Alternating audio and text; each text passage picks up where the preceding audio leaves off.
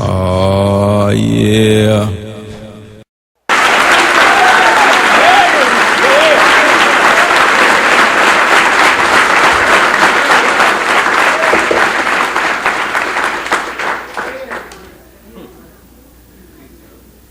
Before Elijah Muhammad left us, he began talking very strong. Always talking strong, but this time he was talking strongly about himself. He said, "You've been looking for that Jesus." He said, "I am he." I'm telling you what he said. He said, "You've been praying for that one." He said, "I am he." Before, he would never talk like this. But in the end, he was telling you and me who he was, and said to us very straightforward. He said, in the name of Allah, I will bring down the judgment on this people. I, a black man born among you, will judge the white man. Listen now, man, I don't really give a damn whether you believe or disbelieve. But I got a job to do, and I'm going to do my job. And my job is to make his great commission known, brother. You don't even realize how great a people you are, that the Messiah that the whole world is looking for would come right up out of you. He would be a man raised from the dead, not out of the cemetery. You are the dead, and one would come up from among you that would be anointed to crush the wicked. Anointed by that great Mahdi, Master Farad Muhammad, to crush the wicked. A man with power to kill. A man with power to heal. Not a spook, not a spirit. This is why I would never change the back page of the paper that Elijah Muhammad said on point number 12 of what the Muslims we believe. And lastly, he said, we believe that Allah came in the person of Master W. Farad Muhammad, the long-awaited Messiah of the Christians, Mahdi of the Muslims. Why don't you change that, Farrakhan? For what? If a man come to set down the government of America, set down the wicked, you can't say that's man's work. That's the work of the omnipotent God. And if it came in a man, then he's correct when he said Allah came in the person of a man. Because the power that Master Farad Muhammad used to raise the dead is the power of Allah. And the power that he will use to make a man worthy to destroy the enemy is the power of Allah. Now why, Farrakhan, then do I talk so bold?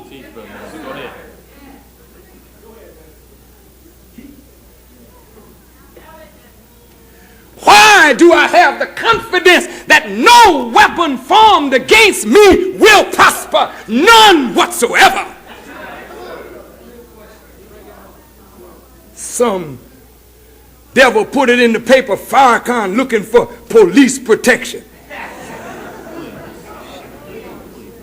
The day that Farrakhan called for police to protect him, you better know he's a hypocrite. The hell do I need a police to protect me? I come and go as I please. And I am protected by a power bigger than police. Can't you tell? Don't you realize? Don't you realize that something wonderful has happened among you? You didn't realize it when Elijah Muhammad was physically among you, but he's dead. He's not dead.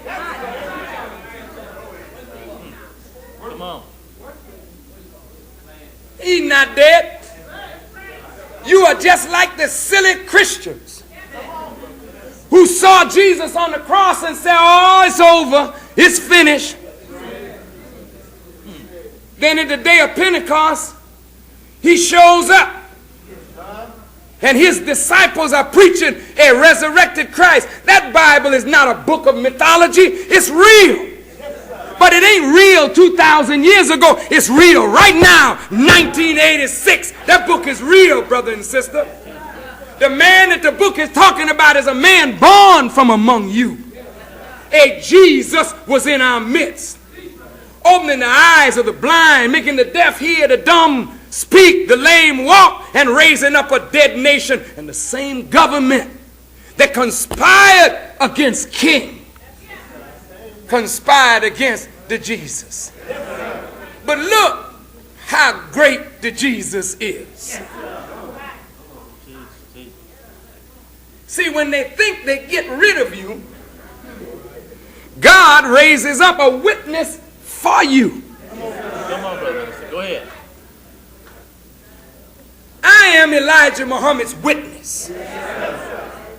Since I am not my own teacher, didn't teach myself, I was taught by him.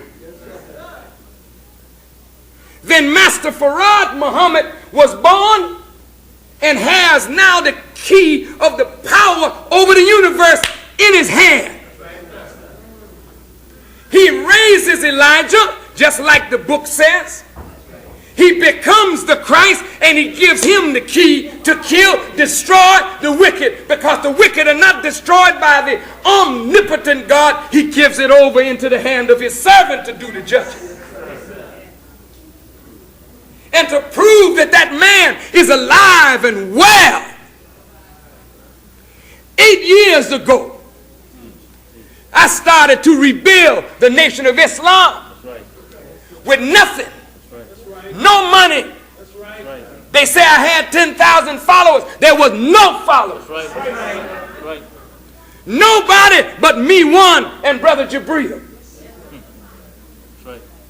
And the first one that believed in me and was willing to help me was Brother Waheed.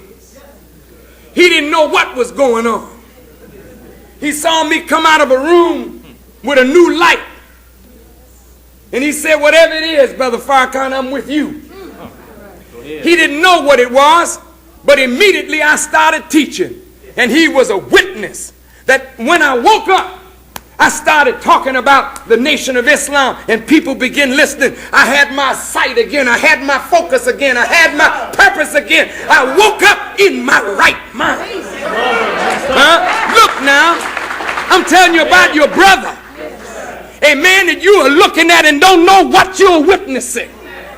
You are witnessing Elijah's triumph right in me. I will not be defeated. They haven't got no brains in the world big enough to defeat Louis Farrakhan and what I represent.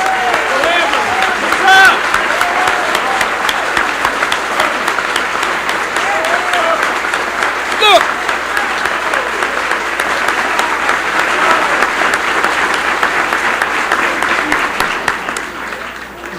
it's not that I can't be defeated, but what I represent can't be defeated. And as long as I stay on the foundation that my Father gave me, I cannot be uprooted. Yeah? I started with just a handful. My enemies were powerful.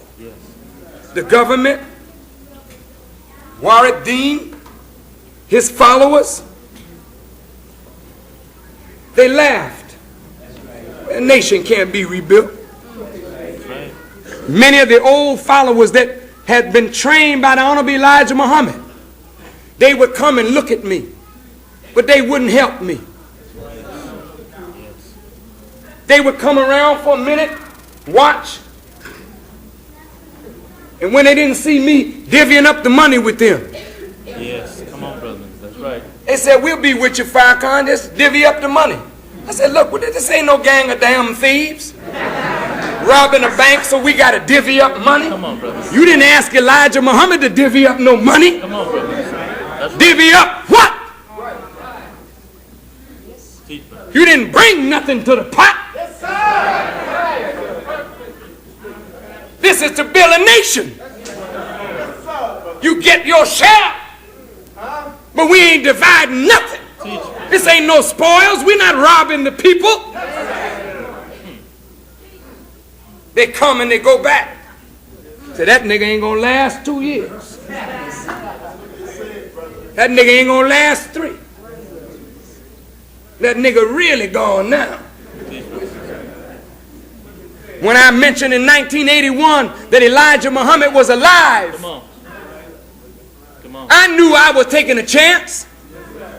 Because I know you don't believe when you have a funeral and a body. How in the hell can a man come behind that and say that Elijah Muhammad is alive physically?